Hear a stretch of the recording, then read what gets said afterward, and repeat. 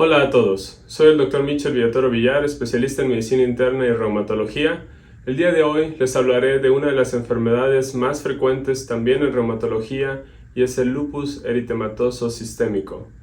No voy a hablar de puntos específicos para hacer el diagnóstico o incluso de tratamiento, pero algunas generalidades que considero yo importantes basadas en las preguntas que mis pacientes suelen tener, los principales motivos de consulta conmigo acerca del lupus.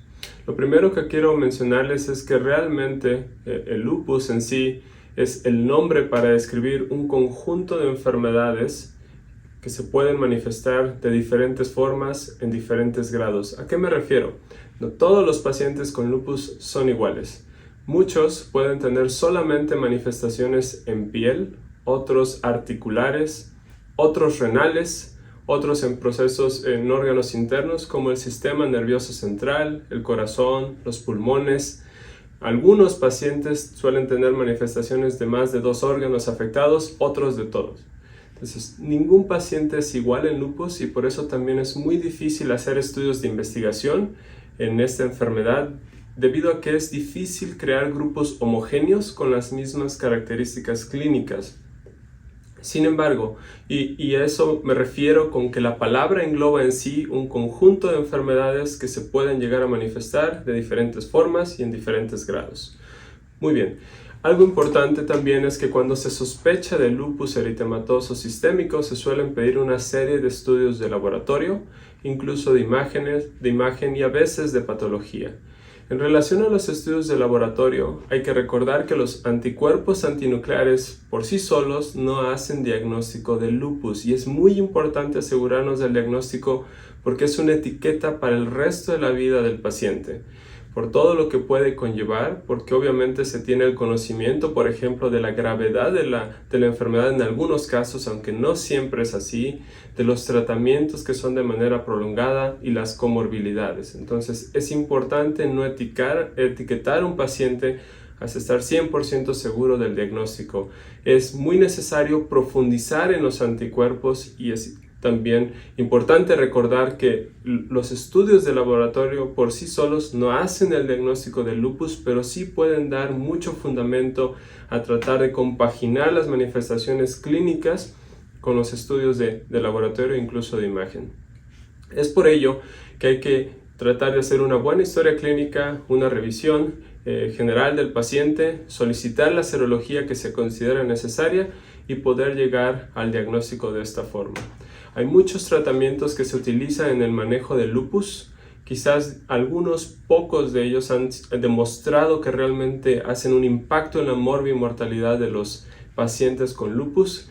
Uno de los más nobles y que tiene muchos años en el mercado es la hidroxicloroquina, habitualmente de los más nobles en reumatología, me refiero como medicamento en general. Pocos efectos adversos y bueno, es algo de la terapia inicial que se da en todos los pacientes con lupus. Es necesario también saber que suelen utilizarse esteroides en diferentes presentaciones, me refiero como la prednisona o medicamentos inyectados o bolos de metilprednisolona, entre otros. Se debe de tratar de limitar la cantidad o el uso de estos medicamentos por los posibles efectos adversos a la larga. Entonces, la mayor parte de ellos se utilizan como terapia puente, es decir, mientras otros medicamentos se utilizan a la par para disminuir la inflamación y la autoinmunidad en esta enfermedad. Que por cierto, el lupus eritematoso sistémico es la enfermedad prototipo de las enfermedades autoinmunes. Y es importante saber que en esta enfermedad vamos a encontrar en la mayor parte de los casos anticuerpos presentes, a diferencia de otras enfermedades que pueden no ser así, y por ello se considera como el prototipo de las enfermedades autoinmunes.